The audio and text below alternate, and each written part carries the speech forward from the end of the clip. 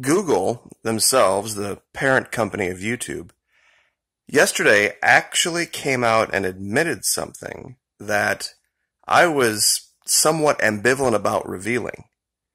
Many people don't know the inner workings of how running a YouTube channel goes, and there was one particular aspect of that I thought if I revealed it, I might end up on the chopping block as a channel.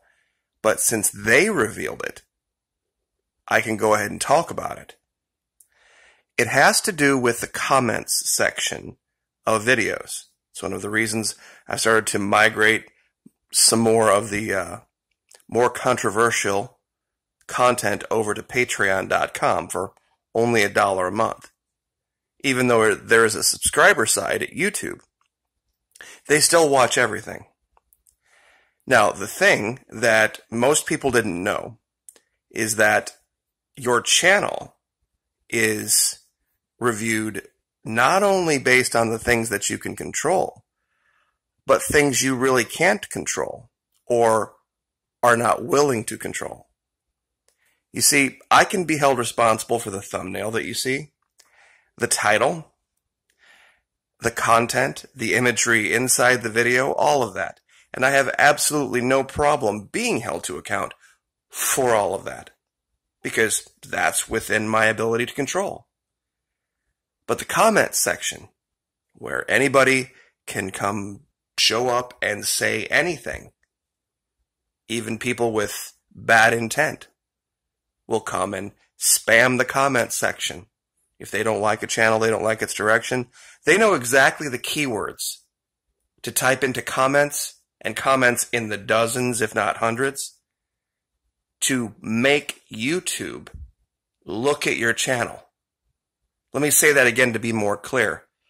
There are people out there, if they want to destroy a channel because they don't agree with it, all they have to do, and they've realized this for a long time about YouTube, they will go into the comment section and they will type comments that have these flags, these words that YouTube associates with radical ideas, primarily radical right. And then they will look at the channel operator and look at that channel's monetization and its promotion based on something that is out of control of the channel operator, i.e. the comment section. Now, the reason you're looking at the little button to the right is that in the last year or two, they have created these buttons where you can allow all comments, you can hold potentially inappropriate comments for a review, you can hold all comments for a review, or you can not allow comments at all. And what they're trying to push people to do, to herd people into doing, is to click that hold all comments for review. You see, when you do that, that means that all of the comments that appear are then within the control of the channel operator, and then they can make, a thumbnail sketch of whether they want that on their platform or not. Now, currently, my channel is set for hold potentially inappropriate comments for review, meaning that I leave that in YouTube's hands to decide, so they can't ding me for it. Now, what did Google say that revealed this? This was on Fox. This was talking about the Federalist. Greg Gutfeld ribs Google for really frightening crackdown on the Federalist. Quote, "It is silencing speech." Now, remember, this wasn't content from the Federalist. It was comments on content that they had a problem with. Quote from Greg Gutfeld, "If you can't win in the field of ideas, you contact companies and report what you believe to be offensive material," Gutfeld said. "The companies don't want the hassle, so they operate on a hair trigger." An article published Tuesday by a London-based NBC News reporter, Adele Momoko Fraser, claimed Google had, quote, "banned the Federalist and Zero Hedge from Google ads for, quote, pushing unsubstantiated claims about the Black Lives Matter movement." Google later pushed back, claiming that the Federalist was, quote, "never demonetized," and adding, "We worked with them to address issues on their site related to the comments section." See, this is the problem, guys. This is the problem with these platforms, is that as much as everyone would like to talk about freedom of speech and, freedom of business to do whatever they want to do, that's really the conflict here. Because YouTube is a for-profit business. And the reason I bring up the picture of Mar-a-Lago is because I think it's a really good juxtaposition. Mar-a-Lago is an exclusive private club. You have to apply to be part of the club. You have to then go through a screening process and then be accepted. It's a private club. And believe it or not, so is YouTube. So is Google. They're private businesses. They're private clubs.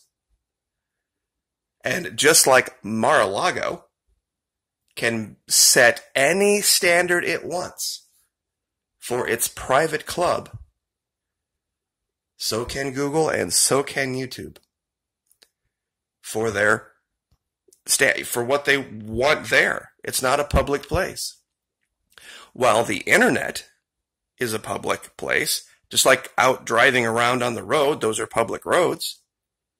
To use an analogy here, just because you have access to the public road doesn't mean you have access, public right access, to any business that may lie along that road.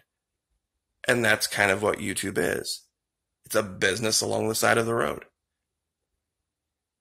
Another thing that applies to Mar-a-Lago is something that was said in Bolton's book that is absolutely, and there's some things in there that are questionable, but there is one thing in there that is absolutely correct.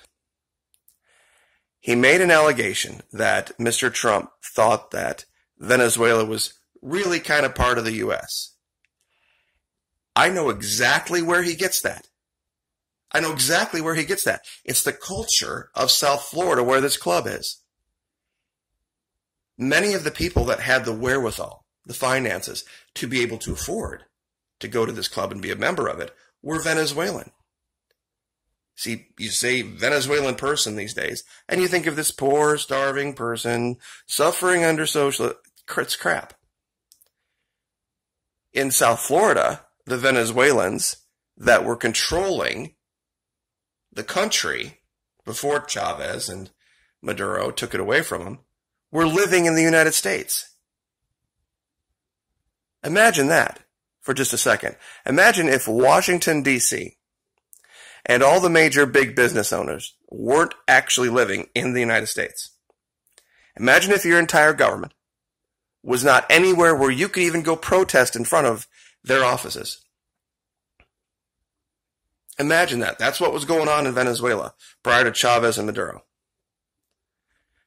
Almost all of the controlling interest lived here in southern Florida. All of the money, all of the corporate offices, pretty much all of the administration of that country was here. I mean, they had figurehead placeholders that were at Miraflores Palace in Venezuela, of course, but they were just figureheads. They were told what to do. So that's why I thought these two stories kind of dovetailed. Because people think that I'm completely anti-capitalist, completely pro-socialist.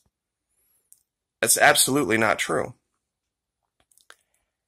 The rules that apply in a place like Venezuela aren't the rules that apply here. It's a whole different landscape. It's a whole different paradigm for how you're going to finance that country.